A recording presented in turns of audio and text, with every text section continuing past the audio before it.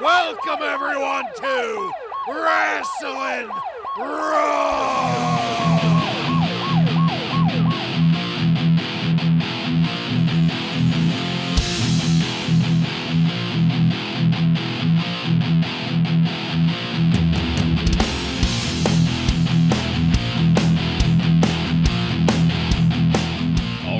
You're listening to Wrasslin Raw, the podcast that takes you back to when the World Wrestling Federation developed a little bit of an attitude. Thank you for joining us. You're here with Ryan Arico. By God, Vader's bleeding. Joe Giammatteo. Vince McMahon could not be here with us tonight. He's too emotional and had to go stand by his man, Shawn Michaels. My God, I thought it was going to be Jose Lothario that Shawn would use as an ottoman, but apparently it's going to be Vince McMahon in a gimp outfit. I'm the one and only Jason Bartlett, and we're going to examine WWE history one pay-per-view at a time. That's right, folks. This is a pay-per-view episode, so pay-per-view stipulations are in effect. We're going to be giving our star ratings. We're going to talk about whether we got our money's worth. Joe's going to let us know Meltzer's star ratings. It's going to be a great time. In this episode of Wrasslin Raw, we're going to be talking about In Your House 13, the Final Four. The Final Four aired on February 16th, 1997, and was recorded at the UTC Arena in Chattanooga, Tennessee, and features Jim Ross and Jerry the King Lawler on commentary. Are you guys ready? I'm ready. Ready.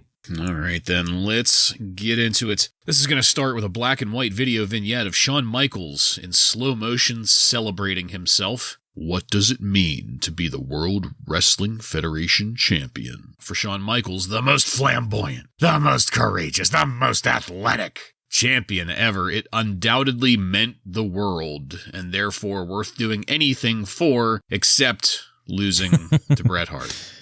So we're going to have four men with bitter scores to settle, willing to sacrifice anything to take advantage of the cruel twist of fate that is Shawn Michaels' ego. And we kick this off with Sable's music as we go into our first match of the night.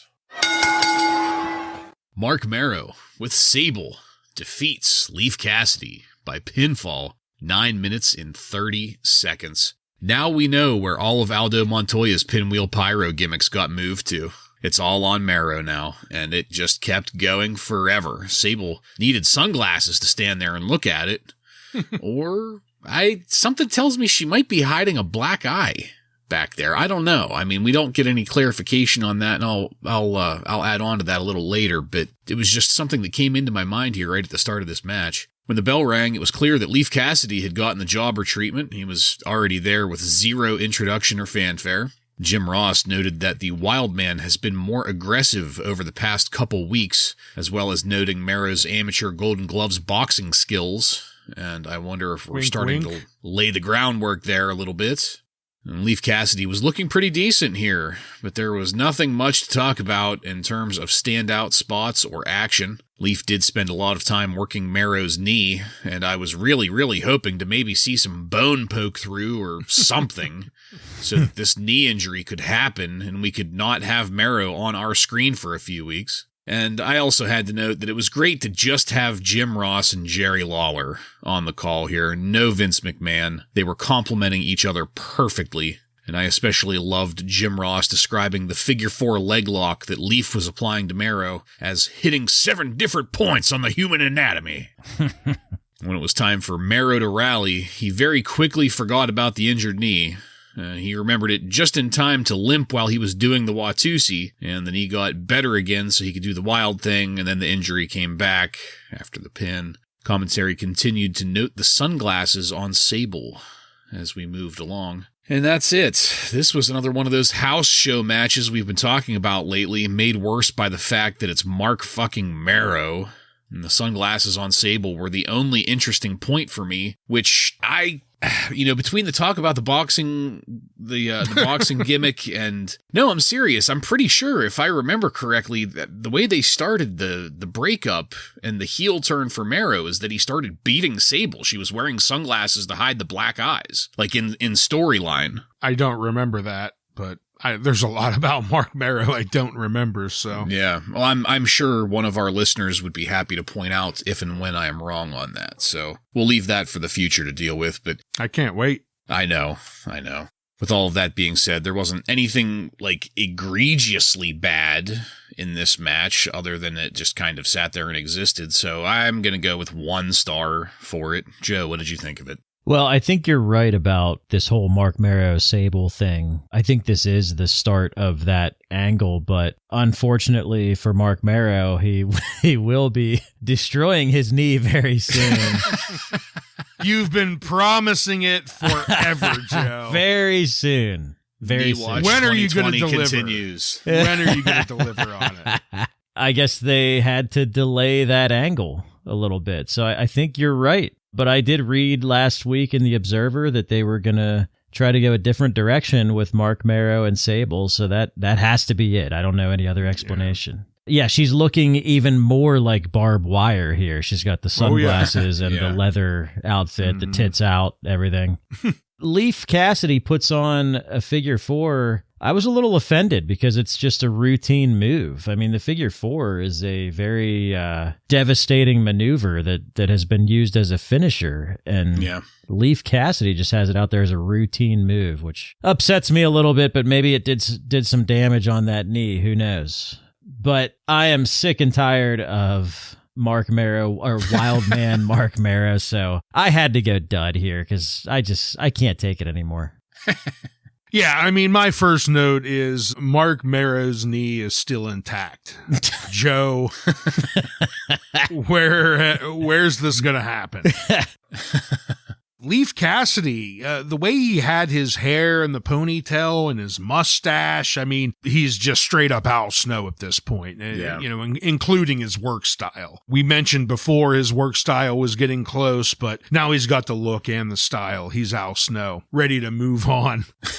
JR, that was one thing that I picked up on is him, highlighting his Golden Glove boxer days. And it made me think of Joe in his news telling us about how his new gimmick was coming up very soon here. And then, I was confused by the sunglasses and I didn't remember the whole Marc Mero beating her angle thing, but that was where my mind first went. I mean, most of the time, if you see a woman wearing big sunglasses, it's because she's hiding a bruised face from a angry spouse, right? That's the cliche TV thing. Or maybe it's the day and the sun's out. It's all that Aldo Montoya pyro. She took one straight to the face, one of those pinwheels, and she couldn't see. But this was, Leif Cassidy did okay. Again, if you saw a Marc Mero match before, you've seen them all. Comes in, he makes sure he gets his shit in. And I did, just like you, Bartlett, I loved JR pointing out that the figure 4 applies pressure to 7 different points on the lower body. I thought that was a pretty great point out by JR to try and emphasize just how devastating of a maneuver the figure 4 is, even though Leif was using it as a normal one here. But I couldn't give this anything more than a dud. Marc Mero, just please stop with him. I was coasting on the hope that we would get to see the knee injury in real time, considering how much Leif was working that knee. I certainly thought about it every time Leif took another blow to Mero's knee. I was like, is it going to happen here? What did Meltzer think of this, Joe? Dave Meltzer gave this 1.5 stars. He said the match was missing something in regard to the two working together, although both worked solid. And because Cassidy has no credibility with the fans, there wasn't much heat. And yet, Mero somehow might, just the way he's implying that. I don't think he has any kind of credibility at all, but okay. You got pyro. That's true. They manufactured credibility with incredible pyro displays. Now, somebody that does have credibility, in my book at least, the Honky Tonk Man. He's a Honky Tonk Man. He started coming down to the ring here, along with his music going full blast. And rather than see what he's got going on there at the pay-per-view, we instead moved back to this past Thursday, Raw Thursday, and got damn near an entire replay of Shawn Michaels throwing the world's biggest tantrum when he said, "Fuck you guys, I'm going home." Every time Every time I thought it was almost over, it just kept going.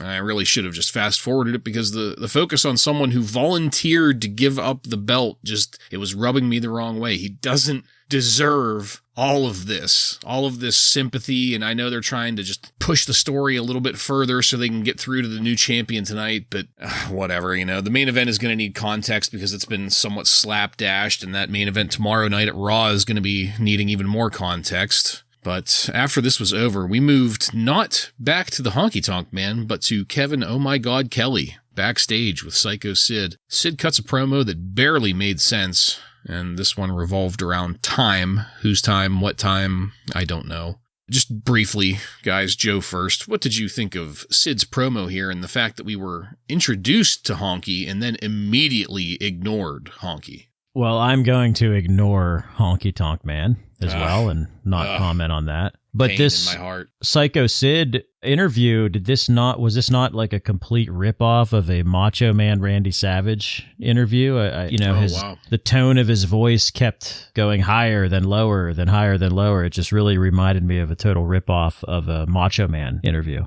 Yeah, I don't have much to say about Honky. I think he got the treatment he deserved. Completely ignored, yeah. Yeah. Backstage interview with Sid. This was kind of a typical Sid promo. Very little of it made sense. So what we've kind of come to expect out of a Sid promo. Not enough attention has been paid to Honky. He does not have a match tonight either. Moving on.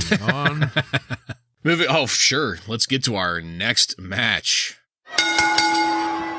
Crush. You wanted to move on. The Nation of Domination, Crush, Farouk, Savio Vega, with Clarence Mason, D'Lo Brown, PG-13, 2 other unnamed members, defeat Bart Gunn, Flash Funk, and Goldust with Marlena by pinfall in a 6-man tag team match in 6 minutes and 42 seconds. And I got a special bulletin from the president of the Carpenters Union, the rare pay-per-view jobber, Ryan Arico. Please tell us all about it here.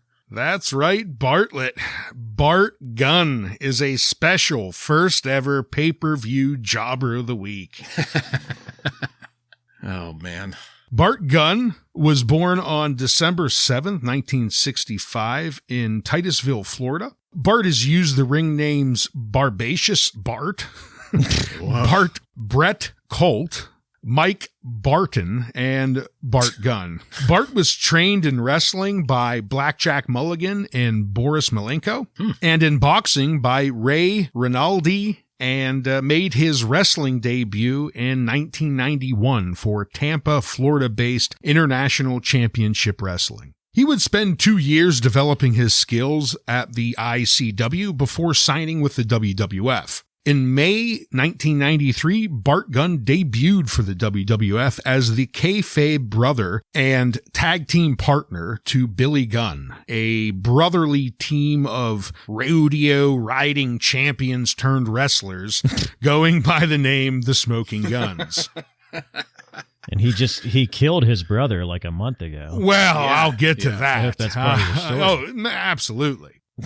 The Smoking Guns were quickly pushed as a major tag team and were constantly belt contenders, winning the tag team belts 3 times. However, by 96, the tag team division in the WWF was treated as an afterthought, allowing most of the talented teams to dissolve or leave for other wrestling companies. They tried to freshen up their gimmicks by giving them Sonny as a manager, as well as a change of clothes into black jeans. They also turned heel for a while before ultimately breaking up the Smoking Guns. The climax of the feud between the two brothers ended with a terrible Bart broke Billy's neck angle that was completely forgotten a week later.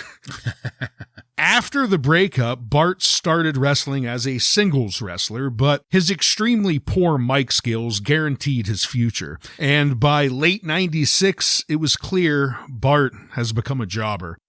I thought this In Your House was the perfect place to give Bart the Jobber of the Week because it might be the biggest job out we have ever seen in a pay-per-view to date. His sole purpose in this match was to get tagged in and pinned immediately, giving given the full jobber treatment where we ignore his beginning and we show some random video setting up this match, yeah, it's clear he's a jobber at this point. And throughout the rest of 97, Bart will continue to job out for the WWF superstars, losing to big names like Farouk, Triple H, Ahmed Johnson, and even Vader. By mid-97, Bart completely disappears from the camera and only shows up for house shows. That changes on June 29th, 1998, when the WWF announces the start of a real-life boxing tournament between their superstars called the Brawl for All. The Brawl for All was a shoot-fight tournament to take place over the next month, with the winner getting the title of head tough guy in the WWF, as well as a $75,000 purse. It was also said backstage they were told the winner would get at least a run at the title. They'd get a bit of a push. This was run as a legitimate boxing tournament with no scripted winners. However, the high-ups had a favorite in Dr. Death, but Bart had other plans. Bart took down Bob Holly in the first round, then knocked out and injured the front office favorite Dr. Death in the second. Gunn then defeated the Godfather in the semifinals, and finally Bradshaw to win the tournament. After his win, Bart has stated in interviews, and it's kind of backed up by his disappearance from our screen following the Brawl for All, that instead of a push in $75,000, he was given only $25,000 and was actually punished, told to go home, and they'll call him when they figure out what they're going to do with him. By early 99, the WWF finally decided what they were going to do with him: humiliate him for winning. On March 28th, 1999, at WrestleMania 15, Bart Gunn was matched up against the real-life boxer and super heavyweight champ Butterbean in a real boxing match. It ended as you would expect, with Bart brutally getting knocked out not long into the fight. The WWF then released Bart shortly after his loss to Butterbean. Over the next 8 years, Gunn wrestled for All Japan Wrestling, TNA, as well as a handful of indie promotions. He returned to the WWE as Bart Gunn for the December 10th, 2007 edition of Raw, where he participated in the 15th anniversary Battle Royale. He was eliminated from the match by Steve Blackman. Afterwards, he retired from professional wrestling. After wrestling, Bart returned to his pre-wrestling profession of an electrician, which he still does to today. Bart Gunn's record is 659 wins, 372 losses, and 28 draws, so not a jobber statistically speaking. But in the WWF and in 1997, Bart Gunn was definitely a jobber. My God. The Bart Gunn screw job. Yeah, they really did. They laid it to him. Punished the guy for being a good worker. Humiliated him and gave him CTE, and then got fired. Yep. Yeah. Threw him out. How dare you win? Well, thank you, Ryan, for that. Always nice to get a Jobber of the Week segment in. Makes me wonder if moving forward, now that we have less jobbers during the Raw episodes, if we're going to have more jobbers in the pay-per-views. Maybe. More superstar jobbers in the pay-per-views. Bart gets the distinction of first ever, so way to go, Bart. Well, in the match here, we started off entrances with the Funkettes, and goddamn, they were looking good. Sizzling. Sizzling. Marlena was also looking amazing whenever she came out with Goldust. PG-13 are so fucking terrible. Rapping the nation's entrance music. The one guy sounded like Hawk from Legion of Doom. Yeah. So bad. But the look of the nation continues to be great. This time they were coming through the crowd. Gave it a pretty cool vibe, their entrance. I love that Goldust jump-started this match seemingly on his own when the microphones wouldn't work for Nation to cut a promo. I also loved Flash Funk splashing the Nation from the top rope to the outside. That did not look like a group of guys standing around waiting to catch. It looked like a correctly worked high spot. And once things settled into the ring, Farouk's spinebuster to Flash Funk, that looked great. The second time they did the funky splash to the outside, that ended up canceling out the first time, though, because the second time was very clearly staged with people just standing around and waiting to catch. One of the things that pisses me off the most. The Honey Dipper, Crush, He couldn't get Flash Funk into a correct body slam. He looked like he almost broke Funk's hip. And at one point, Farouk was standing over Flash Funk and called Flash, correct me if I'm wrong, a Southern black redneck? Yeah. JR apologized and said he doesn't speak for the company. Yeah. Yeah, I mean, maybe one of our listeners can write in and suggest what Farouk was meaning with that. It doesn't make any sense to me, but then again, I'm a northern, white, normal person. I don't know. I don't think I'm a redneck, but maybe I'm close enough being a wrestling fan. Farouk would think you are, probably. Yeah. Probably. You're right. Oh, definitely. I mean, come on. What else are you? You're kind of a redneck.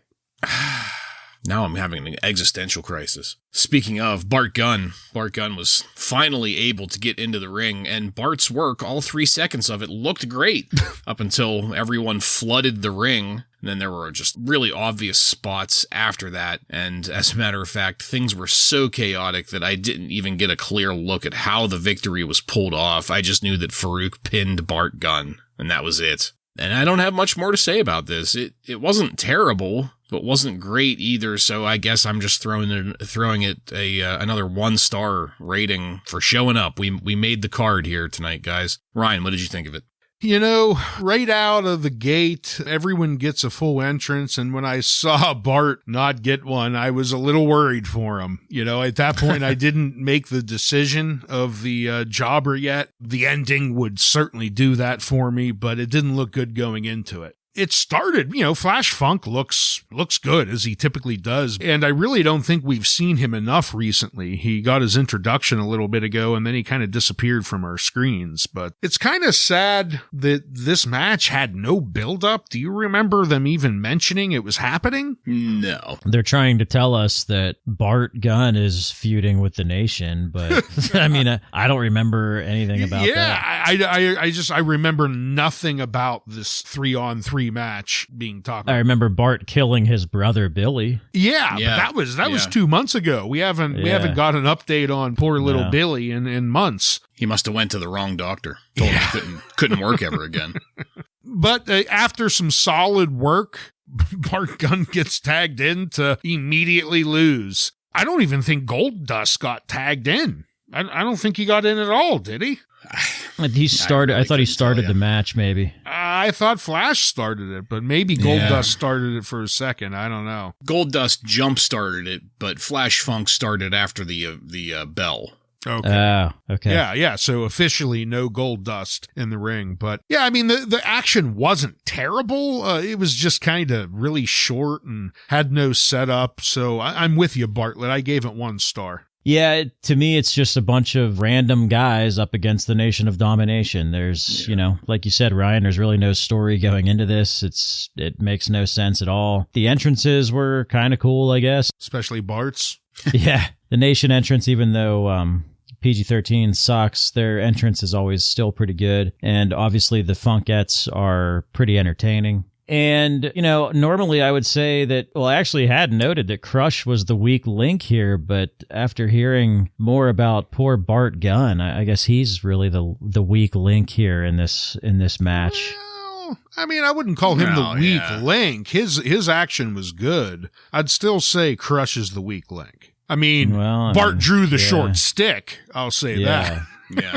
I mean, he ate the pin to Crush, right? Oh, no doubt. No doubt. It was terrible for him, but that's still. Completely humiliating. That's worse than being knocked out by Butterbean. Yeah.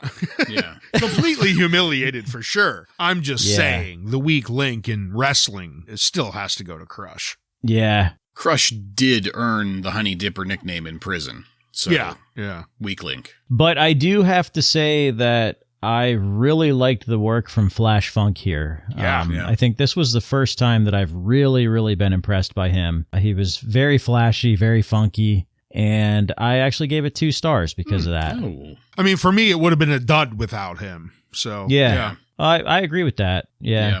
Dave Meltzer agreed with me. He gave it 1.5 stars, but he says, the Nation of Domination have a great ring entrance, but they're zilch once the bell rings. This was a 1-person show from the former Too Cold Scorpio. Yeah, not a whole lot of support in there for Farouk. That's something we've talked about a couple times. Once the background cast there gets refreshed with some actually, legitimate people.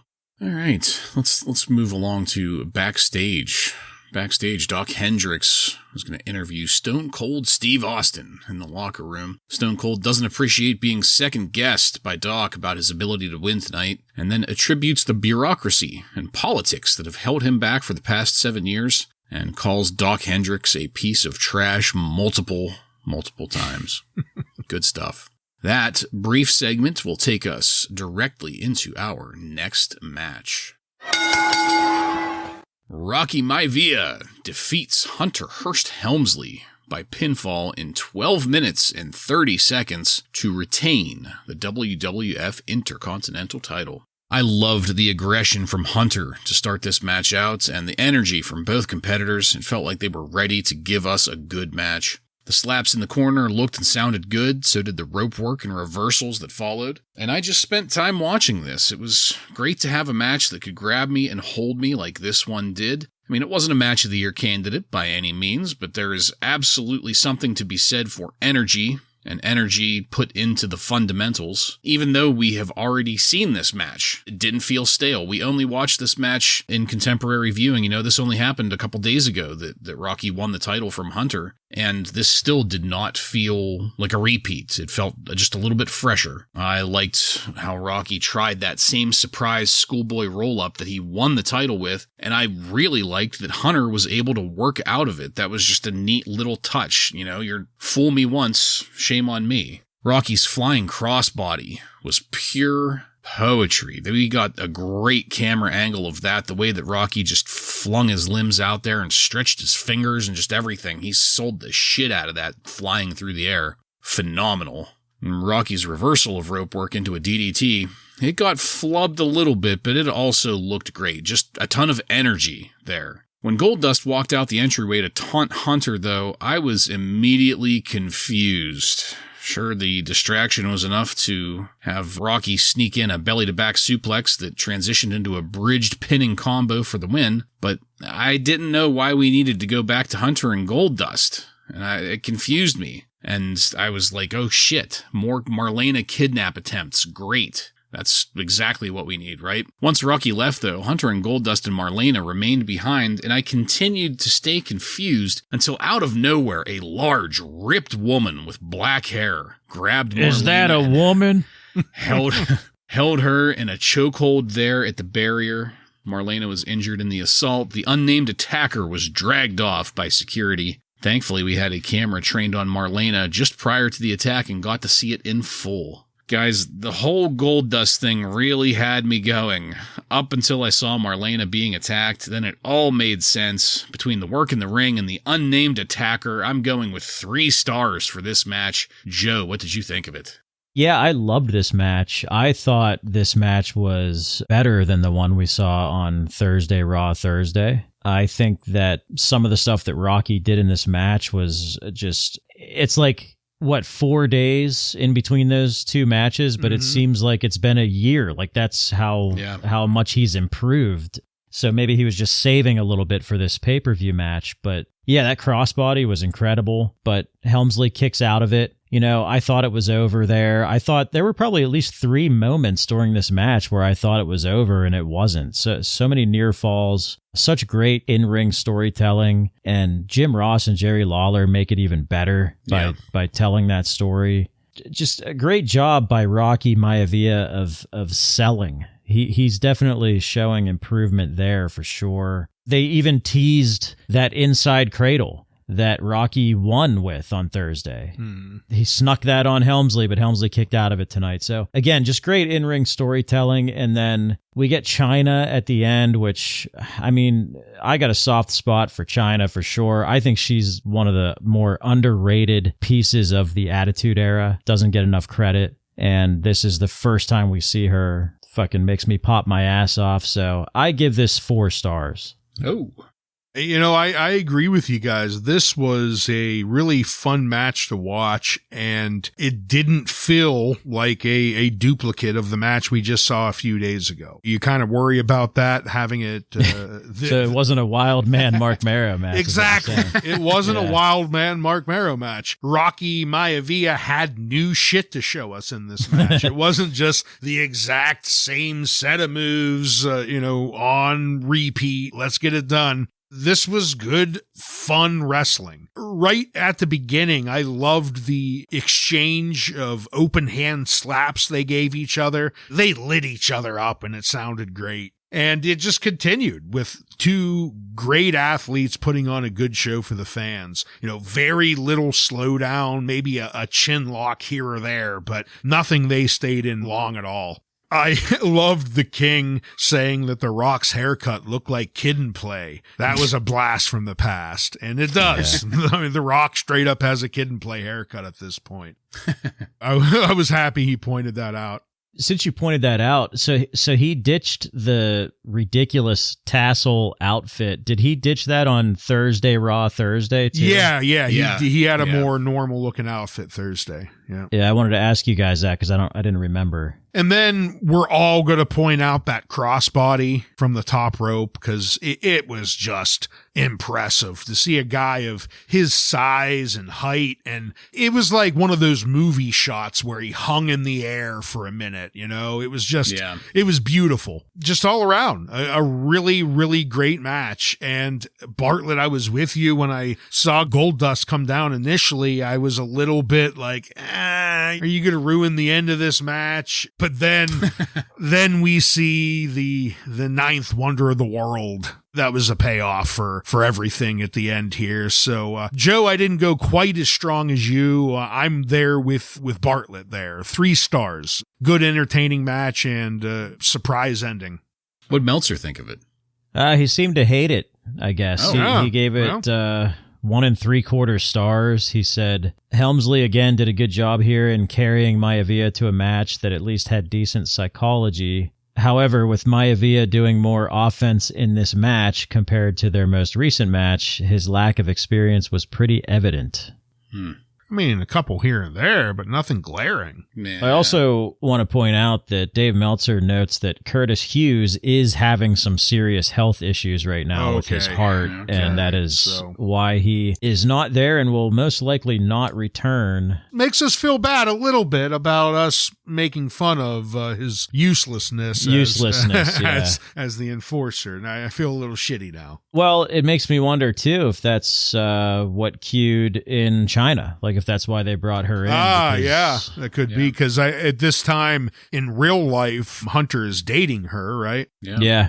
Well, I don't feel bad about it because we got China. But China is one of those characters that I'm really looking forward to going back and rewatching China, because I feel like I took her for granted back then. And I'm not to the level that some commentators out there in the podcasting world have gotten to as far as disliking China. But I think that we're going to have a pretty good time watching some of this stuff with her. I never disliked her. There were just some angles that they used her in that I thought was kind of lame, but fresh eyes. That's what this podcast is about, and I'm excited to see it. I was very excited to see her.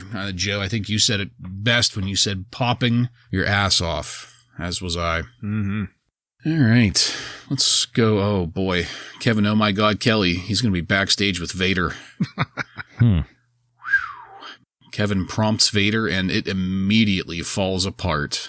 Vader can't put out a complete sentence without some kind of fuck up. Vader's promo, it felt so fake here. And so did Paul Bearer's, honestly. Paul Bearer started talking himself up like a businessman and, making sure that he's got the right investment. And that's not subject matter that Paul Bearer ever had to touch on before. And it just feels like he shouldn't have to now. And why would he care? Right. So I wanted to ask you guys just briefly. I mean, we all know Vader's things suck here, but Paul Bearer specifically, what did you think of what Paul Bearer said here? Joe, please. I don't have anything about what he actually said, but I do just have noted here that I love Paul Bearer, but this just isn't working. And he's I almost kind of think of, Paul Bearer is one of those guys. He's so good that he almost gets that treatment like, oh, well, let's just put someone with him and it'll work. Kind of like Paul Heyman nowadays. It's like, this person's kind of struggling to get over. Let's put him with Heyman and see if it works. Yeah. I feel like that's what's happening with Paul Bearer right now, and it is not working with Vader. Yeah, and I don't disagree with you that is the treatment they're giving to Paul Bearer. Let's just see if he could help out someone that's struggling to get over. But why? I mean, he has such a narrowed, focused gimmick. Yeah. There's only a select few people that it works with, and Vader isn't one of them. And it shows in Paul's promo here because he's grasping at things to talk about. 100% agreed with that. It's almost like Paul Bearer is like typecast as this spooky guy, and it works for him. It's great. It's fantastic. His name is Paul Bearer. Right. Come on. And as you said, there's only a limited number of gimmicks that like, can you imagine Paul Bearer managing one of the many cowboys that we've got? Owen Hart and British Bulldog. Exactly. Vader doesn't make any more sense than any of the people that we just listed. And then whenever he goes and he tries to act like any other manager, talking about business decisions and making sure the investments are solid or whatever, that's something that I could definitely hear Sonny saying. I could hear Cornette saying that. I could hear pretty much any other manager besides Paul Bearer saying that. And none of that was good. Vader, especially. But let's move on to our next match. Furnace and LaFawn defeat Owen Hart and the British Bulldog Davey Boy Smith with Clarence Mason by disqualification in 10 minutes and 30 seconds, with Owen and the Bulldog retaining the WWF Tag Team Championship as a result. We're back to this again, and I don't know what to think of it. Furnace and Owen at the start of this looked great, and then Owen and LaFawn, however, didn't look quite as good. The moves were somewhat slower there, a little more telegraphed. Commentary spent a little time talking about Shawn Michaels' knee injury, I guess in comparison to Owen's ongoing knee issues here. Had to shoehorn Shawn in there somehow. As a side note, they had to have known Shawn would be coming back. I wanted to ask you guys this, because this is where I really got to thinking about it. Do you really think that they would still be putting Shawn Michaels over like this if they didn't think he was coming back? No. Why would you? So it's all just bullshit. Like they really know what the real reason is. Well, no, I mean, they might not know the real reason, but I think they know that he'll be back at some point. I think Vince knows everything. I think he knows the whole Vince thing. might, but I'm saying, JR, King, I don't think they know everything. Okay, fair enough. Vince knows what size underwear Shawn Michaels wears. Vince does know everything. I'm pretty sure he measured Shawn Michaels for his jockstrap. Got him one for Christmas. We need to get you some custom fit condoms. Let me measure you with my mouth. Oh, God. Owen's gut wrench slam to LaFawn. That looked great. And I loved the ref running past the pin in the center of the ring to go yell at Furnace for trying to step into the ring. And then only after Furnace stepped out of the ropes, started counting the pin. This ref was fucking terrible. I like to bitch about Earl Hebner, but this guy... A jobber ref. This fucking guy, yeah. I really loved the Bulldog teasing Furnace to draw the referee distraction and then putting LaFawn up into a vertical hold so Owen could leap into a splash on LaFawn. It's like a crazy kind of chain move. It was really fantastic to watch. And when Owen rolled up LaFawn in an inside cradle, the referee walked past the pin twice. Again, to yell at Furnace and the Bulldog. He walked past the pin to yell at Furnace, and then back across the ring past the pin to yell at the Bulldog, completely ignoring it. Even Jim Ross commented on it. My God. Take that guy out back and beat him with a length of rubber hose. The forced arguing between Owen and the Bulldog was a bit much for me, but that led to a double noggin knocker, and I knew Ryan would be happy to see it, so I was okay with it. I also started popping hard when Owen and the Bulldog started fighting each other while fighting the opposing team. You know, ordinarily I wouldn't go for something like that, but it kind of reminded me of RVD and Sabu in ECW, just a little bit. Not totally, but it felt real. You know, it felt like a good personal spot between the two. The double team on Owen looked great, and Owen's insecurity onto Furnace looked even better. In the end, Owen Hart uses his slammy on LaFawn to draw the DQ, which the Bulldog did not care for. And after the bell, things seemed to come to a head with the Bulldog throwing down the belts and arguing with Owen, and then breaking Owen's slammy. The Bulldog grabs Clarence Mason, roughs Clarence up a little bit, before finally cooling down enough to walk out holding the belt with Owen and Mason. At first, I was pretty put off by this, just the pairing of Owen and Bulldog versus Furnace and LaFawn again. But as things went on, I had to say this is my favorite installment of the Bulldog Owen story yet. And, you know, it's been running long. We've talked about this in the past, but this finally felt like a significant enough next step. And it was set against what was actually a pretty decent tag team match. So with all of that going for it, I ended up going 3 stars. Ryan, what did you think of it? Right from the start, I'm thinking that we've seen this umpteenth times at this point. Yep. And, you know, at this point, Doug and Phillip have already started to be given the jobber treatment. So I didn't really believe that they were going to be taking the belts here, you know, that's for sure. But as Owen and Furnace get started, it was great. That's never been the problem, you know, the wrestling between these two teams isn't the issue here.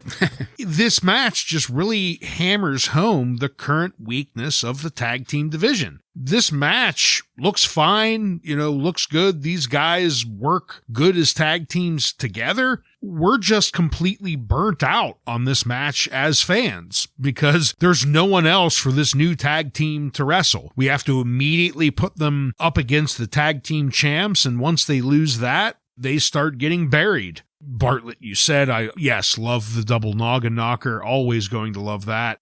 The storytelling here was enjoyable. I would agree with you on that. Some of the stuff they're doing here really made it seem like it's coming to a head. Maybe they're finally moving past the taint tickling and they're going to punch us in the balls soon and actually deliver this one.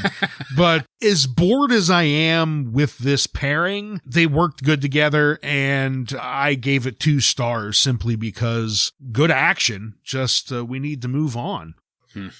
Yeah, much like you guys at the beginning of this, before it even started, I said to myself, I'm tired of this match already, and it hasn't even started. But I was fair, and I said, you know what, we'll see what happens. It was almost like 2 different matches to me. It was not so great until Owen and the Bulldog got in their little fight. And then things really picked up after that. So I really, really enjoyed, you know, that piece of the match where they got in their little scuffle, and then the match picking up. I really enjoyed that part of it. Bartlett, it's funny you mention RVD and Sabu, because I have noted here again, like I'm so impressed with how far ahead of his time Owen Hart was. Like Owen Hart to me is like, he's a guy that would translate so well into 2022 wrestling. Yeah. I mean, everything just looks really quick and crisp, and RVD and Sabu are guys that are similar, just kind of ahead of their time. So Owen Hart was awesome in this match, like he always is. And I also went with 3 stars, mostly because of everything after that little scuffle. I really enjoyed it. Yeah, that was a great point. I hadn't thought about it like that before, but you're absolutely right. The match completely changed after that, because like you didn't know if the Bulldog was going to come in and save Owen out of a pin. Right. You know, he did every time, but you didn't know. And you didn't know if he was going to, instead of tagging in Owen, just cold cock him. Yeah. Mm-hmm. It added a really nice layer to it. You didn't see 50 fucking referee distractions like we did before that little scuffle. Right. What'd Meltzer think of this? He seemed to enjoy this one. He gave it 3.25 stars. He did not like the finish. He said it was a really lame finish to an otherwise very good match. All right, well, Let's move along to Doc Hendricks once again backstage with The Undertaker this time. The Undertaker says that he has rediscovered his edge, not all of it, but it's coming back to him. Then he calls himself the force that dominated the early 90s, and I was completely put out of this at that point. That felt so scripted. I mean, first of all, it was just weird hearing him say, I rediscovered my edge. Not all of it, but it's coming back to me. And then the line about the 90s, it felt so scripted. There were so many little things in this segment that made it seem like these were all just things that someone else thought The Undertaker should say. This was brief, but it was jarring enough that I wanted to hear your thoughts on it, both of you. Ryan, why don't you take that first? Yeah, this was not one of The Undertaker's stronger promos, that's for sure. On top of that, he kind of forgot where I think he was going with it towards the end. And when he was wrapping it up with Vader, it kind of seemed like he lost his train of thought. But not a good Undertaker promo, for sure. Yeah, come to think of it, like everything that he's done since he ended his, well, didn't end it, but he hasn't been feuding with Mankind everything ever since then. Everything's setting up the Final Four. Yeah. Well, the scripted part is the word, Bartlett. I mean, everything just seems a little too scripted with him right now, so they need to get away from that. Yeah. All right, that promo is going to take us into our main event.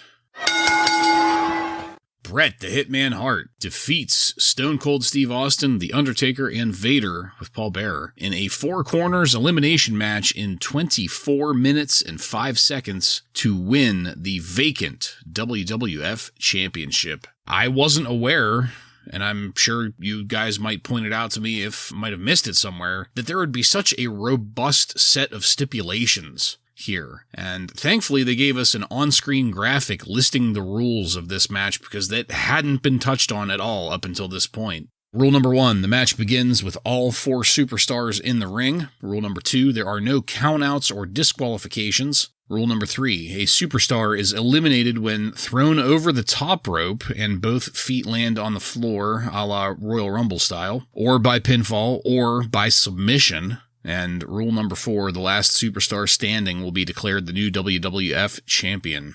So I don't know about you guys, but after hearing those rules and I'm in this match, I'm just never getting in the ring, right? Right. Because your chances of winning are higher because you cannot be thrown over the top. Right. You just hang out outside. Yeah.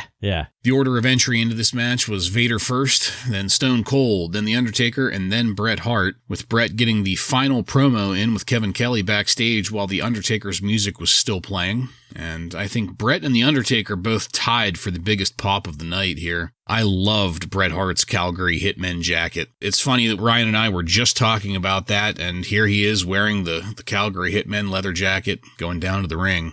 When the bell rang, I was really unsure how things were going to go in this match, and it became clear that they wanted us to follow The Undertaker and Vader at the start, because that's where the camera spent the majority of its time, on them at the outside. The hard camera views were the only ones that gave us a glimpse of Austin and Bret in the ring at first. I loved Austin reversing the Hitman's sleeper into a jawbreaker, and the way they both sold that into a pin, that looked great, it looked real. The Undertaker opened up Vader's eyebrow early in this with a throw into the stairs. Vader was bleeding like a stuck pig after that. My God, what a mess he made everywhere, all over the ring himself. I also loved Vader telling Austin to drop the stairs on Vader, with Vader then no-selling it. Really seemed like, given the option, the cameras were following whoever was at the outside. Most of the time it was Vader and somebody else, and you could see the other 3 taking turns going out to him. We found out that Sid was watching the action backstage. I got a little concerned that there would be more bullshit added to what was already kind of a mess of a match. Things just kind of stayed there for a while. Like I said, 24 minutes and change, everyone just taking turns with each other in the ring and at the outside. I loved Bret Hart kicking Vader in the balls. For some reason, I just really get a kick out of people hitting Vader in the balls. It's just Something about it feels right. Says something about you, yeah. At the halfway point, we still had all 4 competitors in the ring with no eliminations. But then as soon as I typed that, Stone Cold Steve Austin was the first person to be eliminated by Bret Hart over the top rope. I was genuinely surprised that Vader wasn't the first one put out. Bret ended up superplexing Vader, and it took forever to set up, but man, that made Bret look great. Bret looked like a strong motherfucker doing that. Austin coming back out to attack Bret Hart was honestly kind of predictable and not all that exciting. The Undertaker eliminated Vader by punching Vader in the balls and making him fall from the top turnbuckle. That left The Undertaker and Bret Hart, and the crowd was into it. Austin was still interfering and caused a circumstance where Bret Hart could clothesline The Undertaker over the top rope, giving Bret the victory and the WWF Championship as a result. I thought it was strange that there were no eliminations by submission or pinfall in this match, but we had that stipulation spelled out clearly for us. And things started to get wrapped up with a video package putting over WrestleMania 13 next month. That is, until Sid's music played. Sid came down the entryway to confront Bret, and Sid somewhat calmly talking to Bret in the ring is where we faded to black. Guys, I don't know how else to put it, but this kind of felt like a hollow victory to me. Like Shawn Michaels got what he wanted and screwed Bret Hart out of a good match. This was never a championship level match for me. I mean, it was never meant to be one, and even after the audible that they had to call, it didn't become one. I don't think it felt like Bret was elevated to champion here. It just felt like they kind of handed him the belt. I'll give this match 1 star because it wasn't grossly offensive, but in the end, this isn't the way I want to see Bret Hart become the champion. I want to see Bret Hart in one of those exhilarating, dramatic moments that he can pull off where he just pulls it all out at the end, and this was nowhere near that. Joe, what did you think of our main event here?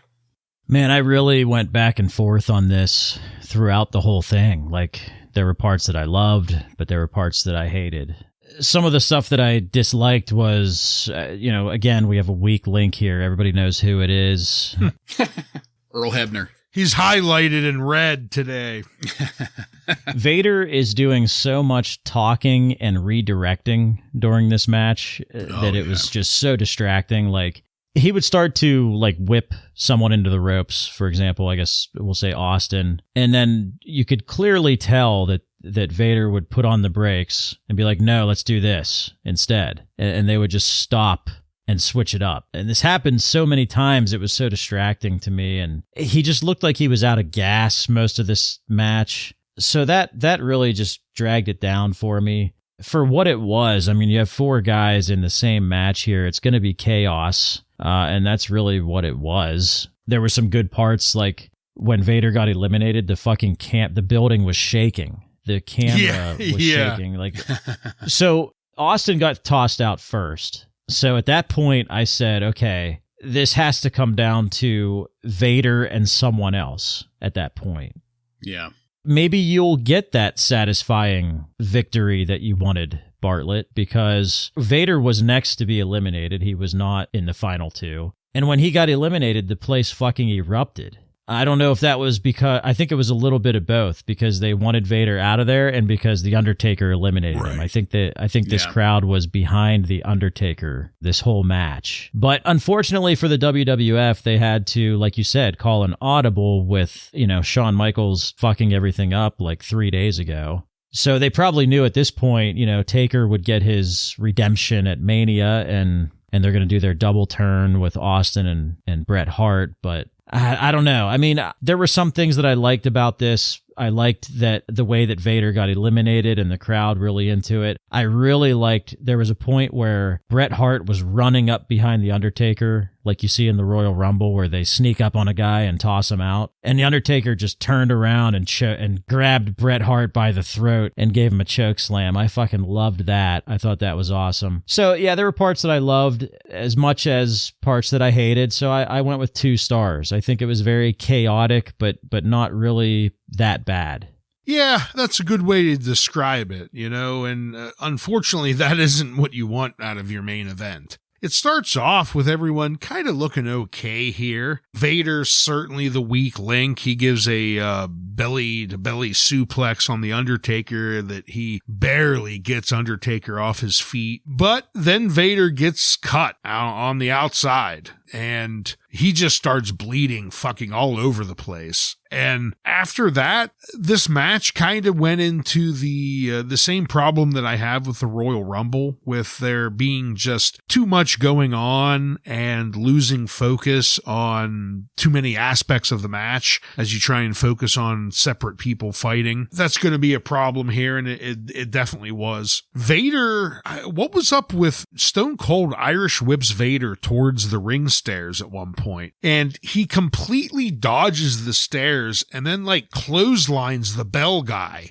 What the fuck was that about? It was like he was aiming for that guy. Like he had a bone to pick with the fucking bell guy. I don't know what the fuck that was about. Yeah. We've said on many occasions, Vader's the weak link, and I did think his busted open face and pouring blood everywhere at least helped distract a little bit from his weak moves. Like every time you looked at him, you were looking at his face dripping blood instead of him no-selling whatever move someone was trying to do. But Stone Cold, when he got eliminated first, I was confused by that. I really didn't think that was going to happen. Yeah. I'm very, very shocked by that. And there were good aspects of this match. Bret Hart, that superplex, I thought looked good. It took a little bit to set up, but when he landed it, the way the ring shook, it looked phenomenal. But when it was down to just Undertaker and Bret Hart, we got kind of a wet fart as an ending here. The Undertaker's distracted, kind of looking at Stone Cold, and out of nowhere, he just gets clotheslined over the top rope. And, Bartlett, like you said, it just kind of felt like a hollow victory for Bret Hart here. And I'm sure a lot of that is to do with them having to call such a quick audible. But unfortunately, this match was damaged by that. Without that, maybe this ending doesn't feel as bad. But with it, it's not real great. But it wasn't terrible. So, Joe, I'm with you. I gave it 2 stars. But for your finisher, you want a stronger match than this, I think, with the star power you had. Yeah. What did Meltzer think of this, Joe? Popped his ass off. Really? For it. I was shocked to read this, but 4.25 stars. Oh! Wow. He said, you have to give all 4 guys credit in that this is a difficult match to put together. I agree with that. You don't want to be walking on someone else's spots. The star of the match was Vader. Dave Meltzer's words, not mine. God damn it. I want an explanation. Yeah, what match was he watching? What the fuck? Because, like I said, him bleeding all over the place distracted me a little bit, but if you really focused on him, he was still shitting up the place every time you looked at his moves. Yeah. Yeah. The other thing, too, for me is I feel like they're kind of turning Vader into, like, a regular guy. Like, they're not really selling him as this monster anymore. Did they ever really? Well, the first week, when he came in and destroyed Gorilla Monsoon, he was a monster. But ever since then, he's been tucking tail and running for the most part. Well, that's it. The show's over. So now we need to discuss, at a price of $19.95, did you get your money's worth?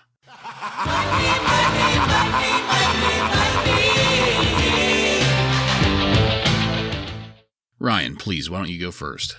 At a discounted rate, I'm going to say I did. The final match could have been stronger, but it wasn't terrible. The first couple matches were a little bit weak, but the second half of the card was pretty strong. And for a discounted rate, I'm going to say, yeah, I got my money's worth.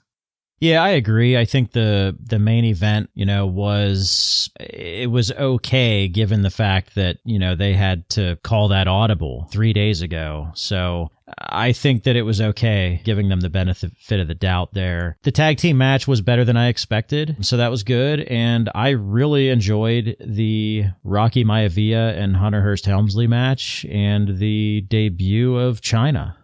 I'm going to differ with you guys and say no. did not get my money's worth. And it just really comes down to a list of pros and cons. The things that I liked about this were greatly outweighed by the things that I did not like. And then the final capper of what felt like the hollow victory for Brett was what made it pretty decisive no for me. So would I have bought it? Probably. Would I be happy with that purchase? Probably not. Joe, what kind of numbers does the Wrestling Observer have for us here? Well, from the reader's poll, we have a 64.5% thumbs up, 9.3% thumbs down, and 26.2% in the middle. A lot in the middle. Yeah. The rest of this is basically the complete opposite of our thoughts. The best match was voted as the Final Four match. And the worst match was voted as that 6-man tag team match. Well, so I guess we agree. Yeah, we agree with that. Yeah.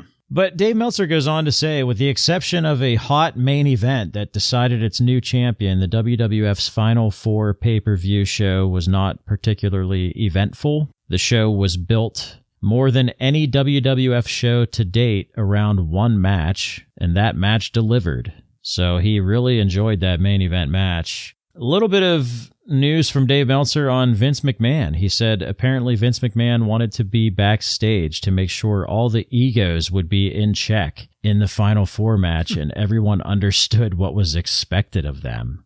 Okay. So I'm not sure what that means. We could maybe read between the lines there. I don't really know what that's all about. Maybe. I mean, especially because Shawn Michaels wasn't in this match. Yeah, like I'm thinking to myself, whose egos really need to be kept in check if Shawn Michaels is gone? There was a bunch of professionals here. Right. I would imagine it was mainly probably because, with 3 days of panicking, like, okay, what are we going to do different now? Maybe things got a little mixed up. Who knows? But yeah, that's all I have. All right. Well, thank you, Joseph. And that's it. We are done with this one. I want to thank you again for joining us. If you like what we're doing here and want to connect with us, you can email us at WRASSLINRAW. Just add @gmail.com to the end of that to submit questions or comments. Check us out on social media and on every podcast subscription platform. While you're there, don't forget to follow and subscribe to get every episode of Wrasslin Raw coming to you every week. Give us a 5-star review and let your friends know how much cooler they would be if they became Rawheads like you and me. Next week on Wrasslin Raw, we're going to take a look at the Raw that aired on February 17th, 1997, with matches featuring Marc Mero, the Headbangers, and many more. So, for Joe and Ryan, I'm Jason, and this has been Wrasslin Raw.